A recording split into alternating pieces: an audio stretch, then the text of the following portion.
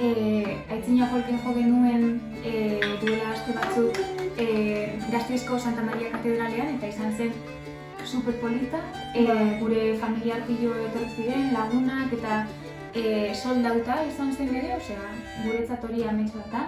Eta gustatuko litzaigukela hori bai, igual Gipuzkoan jotzea orain, momentuz Bizkaian eta Araban jo dugulako, baina ez Gipuzkoan.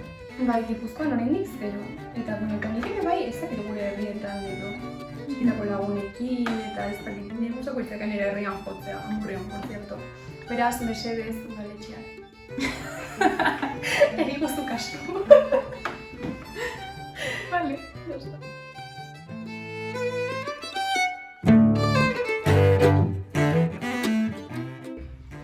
Emakume musikariak, lehen esan dugun bezala, eta emakume musikariak beti egon dira, baina zailagoa izan daiteke emakumeontzat orokorrean gailentzea, osea, existitu bai, baina beste gainetik nabarmentzea oso, nik esango nuke zaila dela. Baina ez bakarrik folk musikaren industrian, baizik eta orokorrean. Eta ez musikaren industrian, osea, sektore askotan gertatzen den gauza bat da. Baina egia da, hori, gu hasi berri garela mundu honetan, eta momentuz izan ditugun esperientzia guztiak superonak izan dira, eta pertsonalki ez dugu hori nabaritu. Bai, boom batean bizi garelako oraintxe bertan, ez?